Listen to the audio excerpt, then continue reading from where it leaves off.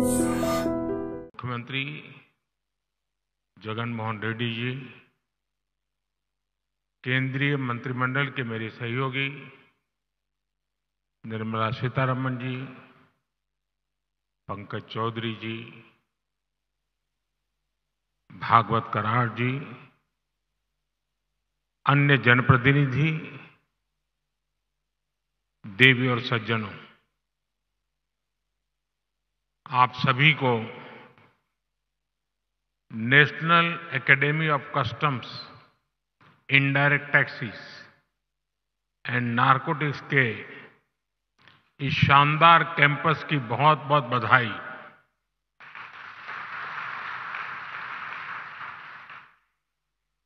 जिस श्री सत्य साई जिले में जिस क्षेत्र में एक कैंपस बना है वो अपने आप में विशेष है। ये क्षेत्र अध्यात्म, राष्ट्र निर्माण और सुशासन से जुड़ी हमारी विरासत का प्रतिनिधित्व करता है। आप सब जानते हैं कि पुट्टपर्ती में श्री सत्य साईं बाबा की जन्मस्थली है।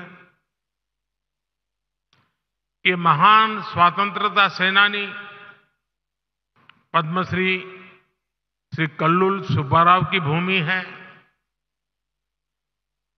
प्रसिद्ध पपेट्री आर्टिस्ट दलाभाई चलापति राव को इस क्षेत्र में ने नई पहचान दी है। इस धरती से विजयनगर के गौरवशाली राजवंश के सुशासन की प्रेरणा मिलती है। ऐसी प्रेरणादायी जगह पर नैसीन का यह नया कैंपस बना है। मुझे विश्वास है ये कैंपस गुड गवर्नेंस के नए आयाम गढ़ेगा, देश में ट्रेड और इंडस्ट्री को नई गति देगा। साथियों, आज तिरुवल्लुवर दिवस भी है। संत तिरुवल्लुवर ने कहा था, उरु पोरुलम उल्गु पोरुलम तन तिरुपोलम वेंदन पोड़ू, यानी राजस्व के रूप में प्राप्त राजकीय कर और शत्रु से जीते हुए धन पर राजा का ही अधिकार होता है।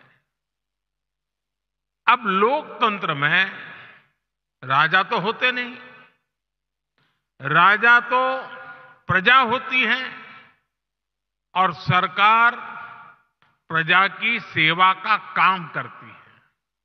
इसलिए सरकार को पर्याप्त राजस्व मिलता रहे, उसमें आपकी बहुत बड़ी भूमिका है। साथियों, यहां आने से पहले मुझे पवित्र लेपाक्षी में वीरभद्र मंदिर जाने का सौभाग्य मिला है। मंदिर में मुझे रंगनाथा रामायण सुनने का अवसर मिला।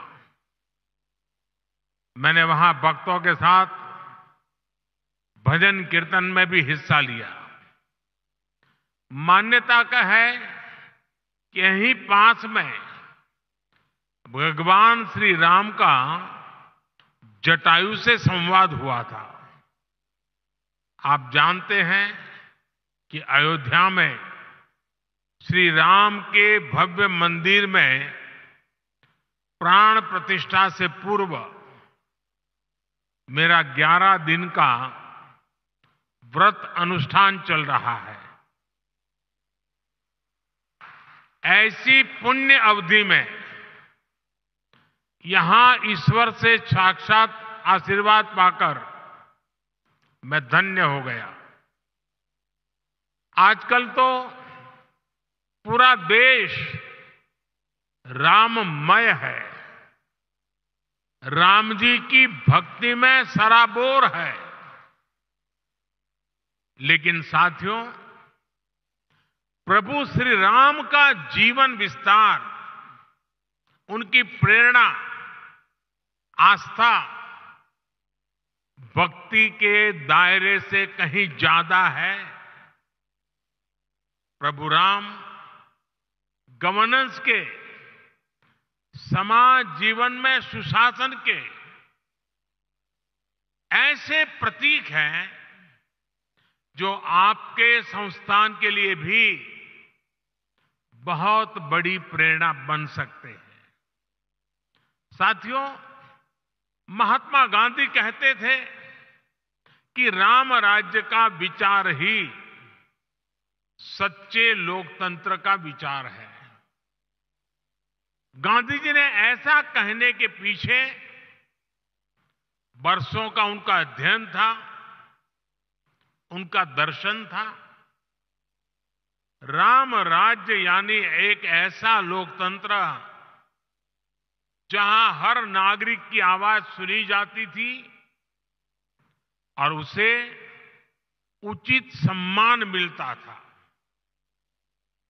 राम राज्य वासियों से कहा गया है, जो राम राज्य के निवासी थे, वहां के नागरिक थे, उनके लिए कहा गया है, राम राज्य वासित्वम प्रोच्छस्वते शिरम न्यायार्थम युद्धस्व सर्वेषु समम चर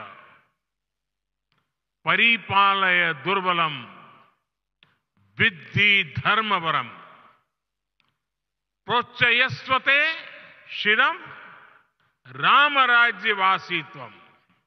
अर्थात राम राज्यवासियों, अपना मस्तक ऊंचा रखो, न्याय के लिए लड़ो, सबको समान मानो, कमजोर की रक्षा करो, धर्म को सबसे ऊंचा जानो, अपना मस्तक ऊंचा रखो, तुम राम राज्य के वासी हो। राम राज्य सुशासन के इन्हीं 4 स्तंभों पर खड़ा था, जहां सम्मान से, बिना भय के हर कोई सिर ऊंचा करके चल सके, जहां हर नागरिक के साथ समान व्यवहार हो, जहां कमजोर की सुरक्षा हो और जहां धर्म यानी कर्तव्य सर्वोपरि हो।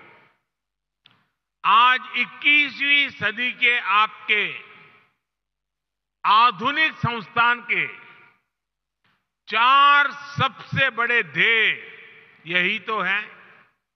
एक, एडमिनिस्ट्रेटर के रूप में रूल्स और रेगुलेशंस को लागू करने वाली इकाई के रूप में आपको इस बात को हमेशा याद रखना है। साथियों, नैसिन का रोल देश को एक आधुनिक इकोसिस्टम देने का है। एक ऐसा इकोसिस्टम जो देश में व्यापार कारोबार को आसान बना सके, जो भारत को ग्लोबल ट्रेड का अहम पार्टनर बनाने के लिए और फ्रेंडली माहौल बना सके, जो टैक्स, कस्टम्स, नारकोटिक्स जैसे विषयों के माध्यम से देश में ईज ऑफ डूइंग बिजनेस को प्रमोट करे और जो गलत प्रैक्टिसेस से सख्ती से निपटे। थोड़ी देर पहले मैं कुछ नौजवान युवा ट्रेनी अफसरों से भी मिला हूं। ये अमृत काल को नेतृत्व देने वाली कर्म योगियों की अमृत पीढ़ी है। आप सभी को सरकार ने अनेक शक्तियां भी दी है। इस शक्ति का उपयोग आपके विवेक पर निर्भर करता है और इसमें भी आपको प्रेरणा प्रभु श्री राम के जीवन से मिलेगी। एक प्रसंग में भगवान राम लक्ष्मण से कहते हैं, नेयम मम मही सौम्य दुर्लभा सागरांबरा नहि क्षयेयम धर्मेण शक्रत्वमपि लक्ष्मण। यानी मैं चाहूं तो सागर से घिरी ये धरती भी मेरे लिए दुर्लभ नहीं है, लेकिन अधर्म के रास्ते पर चलते हुए अगर मुझे इंद्रप्रस्थ भी मिले तो मैं स्वीकार नहीं करूंगा। हम तो अक्सर देखते हैं कि छोटे छोटे लालच में ही कई बार लोग अपने कर्तव्य, अपनी शपथ को भूल जाते हैं। इसलिए आप सभी अपने कार्यकाल में प्रभु राम की कही ये बात अवश्य याद रखिए। साथियों, आपका सीधा सरोकार टैक्स व्यवस्था से है। राम राज्य में टैक्स कैसे लिया जाता था, इस पर गोस्वामी तुलसीदास जी ने जो कहा है वो बहुत प्रासंगिक है। गोस्वामी जी तुलसीदास जी कह रहे हैं, बरसत हर्षत लोग सब करसत लखै न कोई, तुलसी प्रजा सुभागते भूप भानु सो होई। अर्थात सूर्य पृथ्वी से जल खींचता है और फिर वही जल बादल बनकर वर्षा के रूप में वापस धरती पर आता है, समृद्धि बढ़ाता है। हमारी टैक्स व्यवस्था भी वैसी ही होनी चाहिए। हमारा प्रयास होना चाहिए कि जनता से लिए टैक्स की पाई पाई जन कल्याण में लगे और वो समृद्धि को प्रोत्साहित करे। आप अध्ययन करेंगे तो इसी प्रेरणा से हमने बीते 10 वर्षों में टैक्स सिस्टम में बहुत बड़े रिफॉर्म किए। पहले देश में भांति भांति की टैक्स व्यवस्थाएं थी जो सामान्य नागरिक को जल्दी समझ में नहीं आती थी। पारदर्शिता के अभाव में ईमानदार टैक्स पेयर को, बिजनेस से जुड़े लोगों को परेशान किया जाता था। हमने जीएसटी के रूप में देश को एक आधुनिक व्यवस्था दी। सरकार ने इनकम टैक्स सिस्टम को भी आसान बनाया। हमने देश में फेसलेस टैक्स असेसमेंट सिस्टम शुरू किया। इन सारे रिफॉर्म्स के कारण आज देश में रिकॉर्ड टैक्स कलेक्शन हो रहा है और जब सरकार का टैक्स कलेक्शन बढ़ा है तो सरकार जनता का पैसा विभिन्न योजनाओं के जरिए जनता को लौटा भी रहा है। 2014 में सिर्फ 2 लाख रुपए तक ही 2 लाख तक की इनकम पर ही टैक्स छूट थी।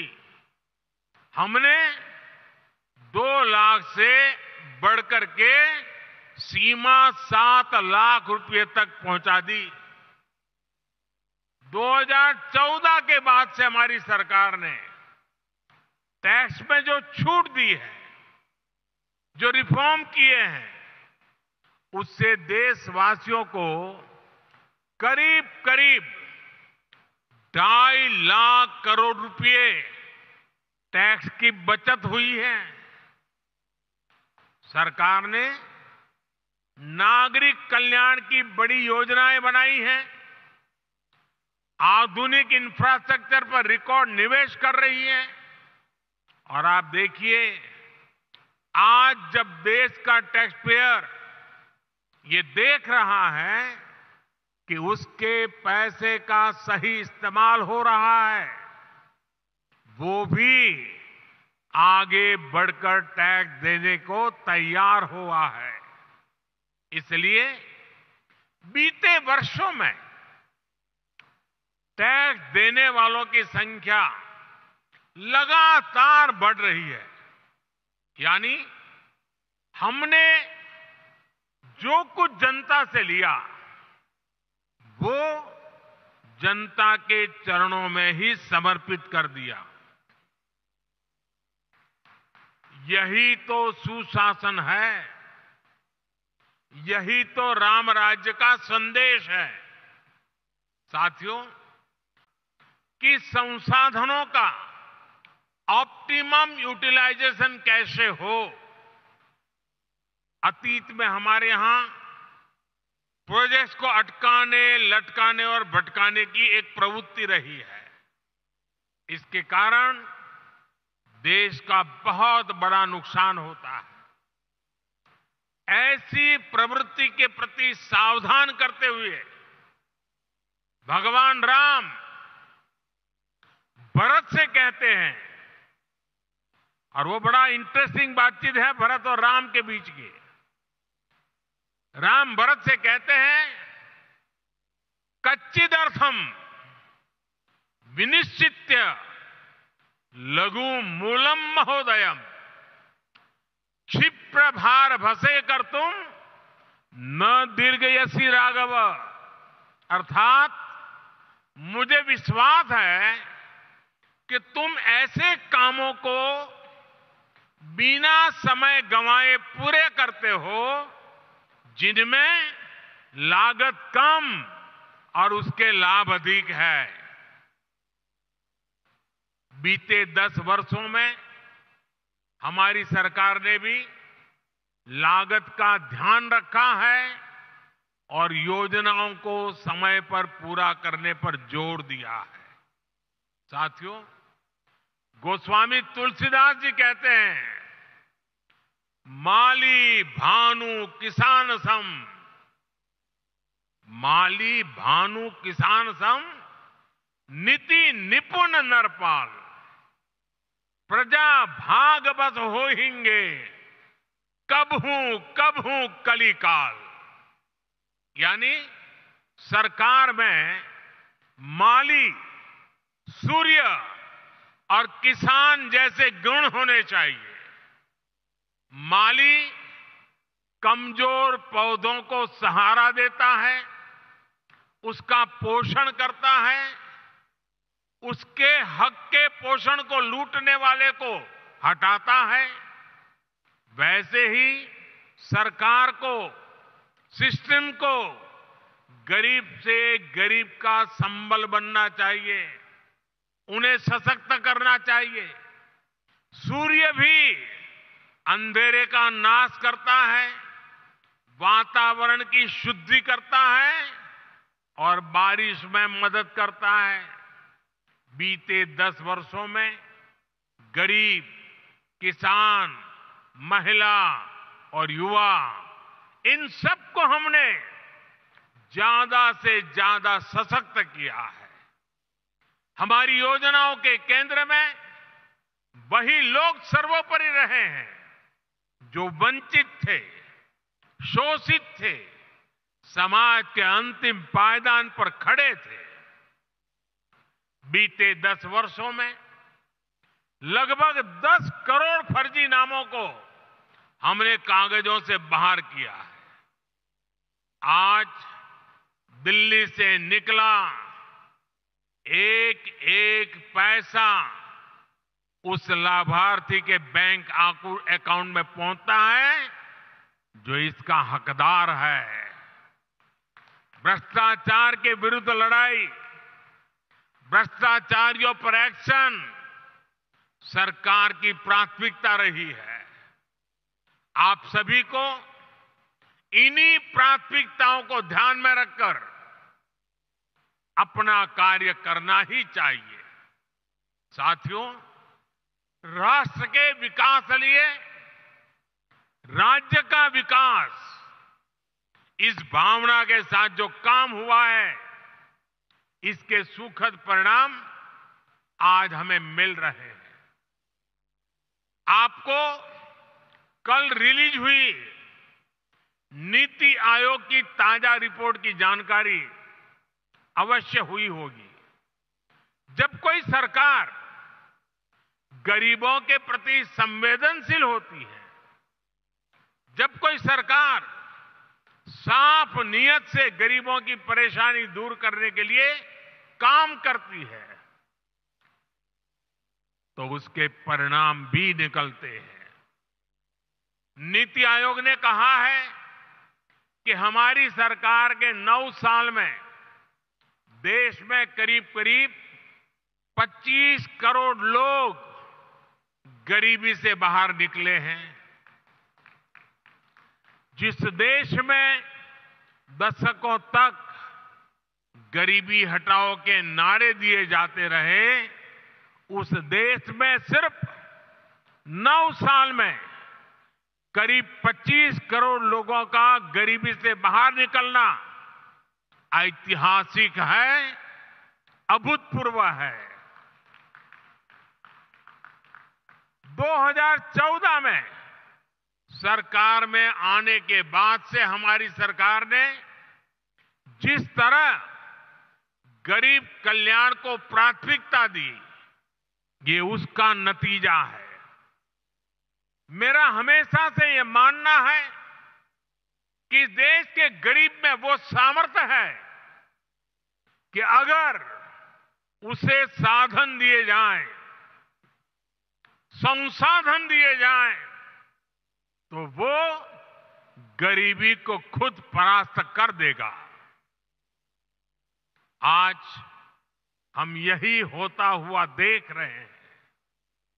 हमारी सरकार ने गरीबों की सेहत पर खर्च किया, शिक्षा पर खर्च किया, रोजगार स्वरोजगार पर खर्च किया, उनकी सुविधाएं बढ़ाई, और जब गरीब का सामर्थ्य बढ़ा, उसे सुविधा मिली, तो वो गरीबी को परास्त करके सीना तानकर गरीबी से बाहर निकलने लगा।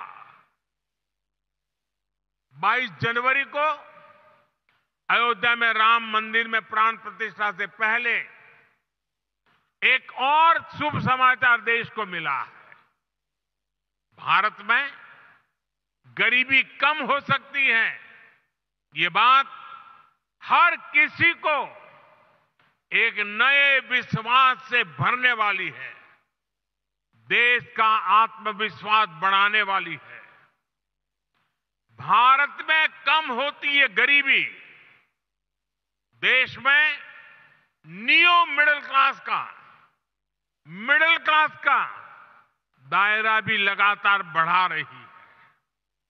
आप इकोनॉमी की दुनिया के लोग जानते हैं कि नियो मिडिल क्लास का बढ़ता हुआ ये दायरा इकोनॉमिक एक्टिविटीज को कितना ज्यादा बढ़ाने जा रहा है। निश्चित तौर पर ऐसे में आपको नैसीन को और ज्यादा गंभीरता के साथ अपना दायित्व निभाना है। साथियों, आपको याद होगा, लाल किले से मैंने सबका प्रयास की बात कही थी। सबका प्रयास का महत्व क्या होता है, इसका उत्तर भी हमें प्रभु श्री राम के जीवन से ही मिलता है। श्री राम के सामने विद्वान, बलशाली और संपन्न लंकाधिपति रावण की विराट चुनौती थी। इसके लिए उन्होंने छोटे छोटे संसाधनों, हर प्रकार के जीवों को इकट्ठा किया, उनके साझे प्रयासों को एक विराट शक्ति में बदला और अंत में सफलता राम जी को ही मिली। ऐसे ही विकसित भारत के निर्माण में भी हर अधिकारी, हर कर्मचारी, हर नागरिक की अहम भूमिका है। देश में आय के साधन बढ़े, देश में निवेश बढ़े, देश में व्यापार कारोबार करना आसान हो, इसके लिए हम सभी को मिलकर काम करना है। सबका प्रयास, इस मंत्र को लेकर के चलना है। नैसीन का यह नया कैंपस अमृत काल में सुशासन की प्रेरणा स्थली बने, इसी कामना के साथ आप सभी को फिर से बहुत बहुत बधाई, धन्यवाद।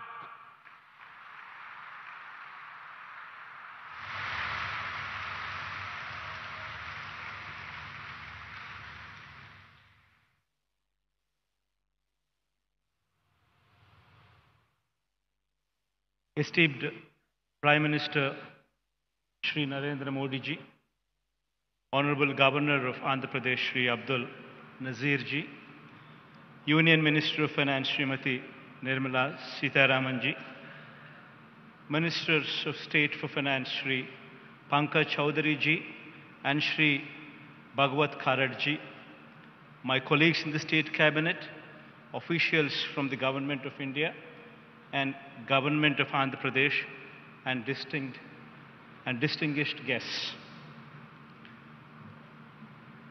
It is indeed a privilege to participate in the inaugural event of the second campus of the National Academy of Customs, Indirect Taxes and Narcotics, NACIN, a preeminent institution that enables comprehensive training and capacity building in the fields of customs, indirect taxes, and narcotics control. For officers representing various entities such as CBIC, Narcotics Control Bureau, and so forth.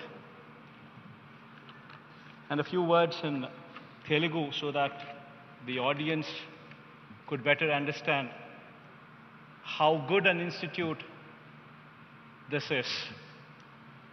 My profound thanks ఈ సందర్భంగా శ్రీ నరేంద్ర మోడీ గారికి. ఎందుకనంటే అత్యంత వెనుకబడిన జిల్లాలలో ఒక జిల్లా అయిన ఈ అనంతపురం జిల్లాలో ఒక వరల్డ్ క్లాస్ ఇన్స్టిట్యూటు, ఒక వరల్డ్ క్లాస్ అకాడమీ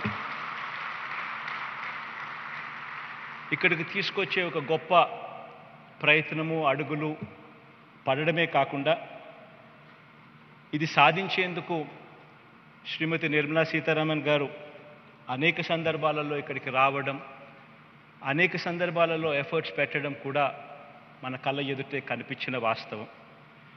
ఇక్కడ నిజంగా వస్తూ ఉన్న ఈ మంచి ఇన్స్టిట్యూటు మన రాష్ట్ర పేరును, ప్రతిష్టను మన దేశంలోనే కాదు అంతర్జాతీయ స్థాయిలో కూడా ఇంత world class, state of the art, latest టెక్నాలజీస్తో అన్నిట్లోనూ కూడా అనుసంధించి ఒక గొప్ప ఇన్స్టిట్యూట్ ఇక్కడ వస్తూ ఉంది. ఇది తీసుకొచ్చినందుకు మరొక్కసారి మనస్ఫూర్తిగా నరేంద్ర మోడీ గారికి, అదేవిధంగా శ్రీమతి నిర్మలా సీతారామన్ గారికి మనస్ఫూర్తిగా కృతజ్ఞతలు తెలుపుకుంటూ ఎక్కువ సమయం తీసుకోకుండా ఇక శ్రీ నరేంద్ర మోడీ గారికి మైక్ ఇచ్చే కార్యక్రమం చేస్తాను. Thank you.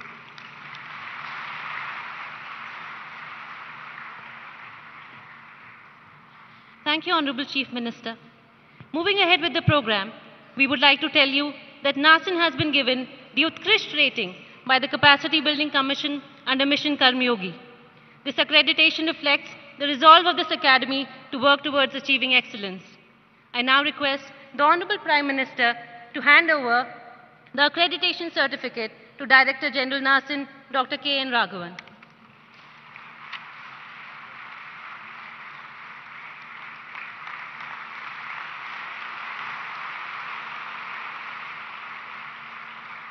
Thank you, Honorable Prime Minister.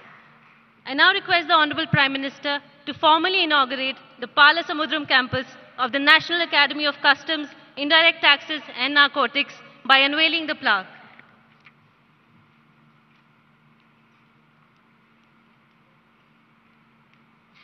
This will be followed by a short film about Nasin Palasamudram.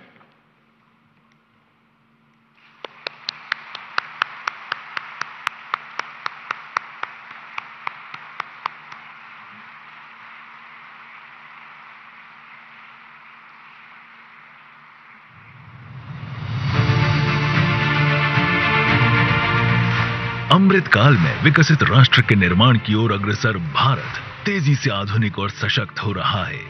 दूरदर्शी प्रधानमंत्री श्री नरेंद्र मोदी के कुशल नेतृत्व में भारत उन्नत तकनीक एवं नवाचार को अपनाकर आज विश्व में अपनी असीम क्षमताओं का प्रदर्शन कर रहा है। माननीय प्रधानमंत्री द्वारा परिकल्पित मिशन कर्मयोगी इस दिशा में एक महत्वपूर्ण कदम है। आप जानते हैं कि मैंने हमेशा कैपेसिटी बिल्डिंग पर कितना जोर दिया है। मुझे खुशी है कि आज आप सब सिविल सर्वेंट्स के बीच मिशन कर्मयोगी एक बड़ा अभियान बन चुका है। मिशन कर्मयोगी का मकसद है सिविल सर्वेंट्स के फुल पोटेंशियल का उपयोग करना। मिशन कर्मयोगी को गति देने में केंद्रीय अप्रत्यक्ष कर और सीमा शुल्क बोर्ड सीबीआईसी सदैव अग्रणी रहा है। सीबीआईसी अप्रत्यक्ष करों का संग्रहण एवं संबंधित नीतियां बनाकर देश की आर्थिक प्रगति में महत्वपूर्ण योगदान देता है। राष्ट्रीय सीमा शुल्क, अप्रत्यक्ष कर एवं नारकोटिक्स अकादमी नासिन सीमा शुल्क, अप्रत्यक्ष कर और नारकोटिक्स के क्षेत्र में विभागीय अधिकारियों के प्रशिक्षण हेतु सीबीआईसी का शीर्ष प्रशिक्षण संस्थान है तथा राष्ट्रीय और अंतर्राष्ट्रीय स्तर पर क्षमता निर्माण का मुख्य केंद्र है। नासिन ने कोऑपरेटिव फेडरलिज्म को सार्थक करते हुए केंद्रीय अधिकारियों ही नहीं अपितु राज्यों के हजारों अधिकारियों, व्यापार संस्थाओं, भागीदार एजेंसियों और अन्य विदेशी अधिकारियों को भी प्रशिक्षित किया है। अकादमी WCO, ब्रिक्स आदि वैश्विक निकायों और मित्र देशों के साथ अपेक्षित प्रशिक्षण और सहयोग भी करती है। ये WCO, UNEP, UNODC एवं SASEC के लिए अंतर्राष्ट्रीय स्तर पर मान्यता प्राप्त प्रशिक्षण अकादमी है। नए भविष्य के सशक्त आधार हेतु यह संस्थान आर्टिफिशियल इंटेलिजेंस के कई प्रशिक्षणों का आयोजन भी करती है। नासिन की भूमिका और जिम्मेदारियों के विस्तार के साथ वृहद क्षेत्र में एक नए एवं आधुनिक अकादमी की आवश्यकता को महसूस किया गया। ये तलाश समाप्त हुई पालसमुद्रम में।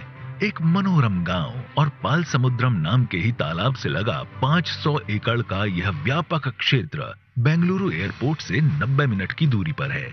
पूर्ण तत्परता के साथ जून 2022 में इसका निर्माण शुरू हुआ और मात्र 17 महीनों के भीतर ये नया परिसर आज माननीय प्रधानमंत्री श्री नरेंद्र मोदी द्वारा देश को समर्पित किया जा रहा है। परिसर में अत्याधुनिक सुविधाएं हैं जिनमें smart classroom, state of the art sports facilities और इमर्सिव लर्निंग सेंटर शामिल है। GRIHA 5 स्टार रेटिंग मानदंडों के अनुरूप निर्मित यह परिसर एक सेल्फ सस्टेनेबल और इको फ्रेंडली केंद्र है। इलेक्ट्रिक वाहनों की परिचालन सुविधा, सौर ऊर्जा से संचालित ऊर्जा उत्पादन और जल संरक्षण प्रणालियों जैसी विशेषताओं से लैस ये परिसर शुद्ध शून्य ऊर्जा खपत नेट जीरो एनर्जी कंजम्पशन के लिए प्रतिबद्ध है। परिसर का निर्माण सामाजिक दायित्व को प्राथमिकता देता है जो माननीय प्रधानमंत्री की जन भागीदारी की भावना का प्रतीक है। अंत्योदय दर्शन के अनुरूप जनमानस के लिए परिसर में डाकघर, बैंक शाखा, सुपरमार्केट, विद्यालय, अस्पताल आदि आवश्यक सुविधाएं स्थापित की जा रही हैं। मार्च 2022 में आधारशिला रखे जाने के बाद क्षेत्र के विकास के लिए कई सकारात्मक पहल हुई हैं। शीघ्र ही यहाँ होगा एक रेलवे स्टेशन और निकटवर्ती सड़क बनेगी राष्ट्रीय राजमार्ग। लोक सेवकों और अन्य हितधारकों में कौशल निर्माण हेतु समर्पित यह परिसर भारत को वैश्विक पटल पर एक नई पहचान देगा। यह नवीन कौशल विकास के प्रति सरकार की प्रतिबद्धता को प्रदर्शित करता है और हम सभी को कर्तव्य काल में विकसित भारत 2047 के संकल्प में योगदान देने के लिए प्रेरित करता है।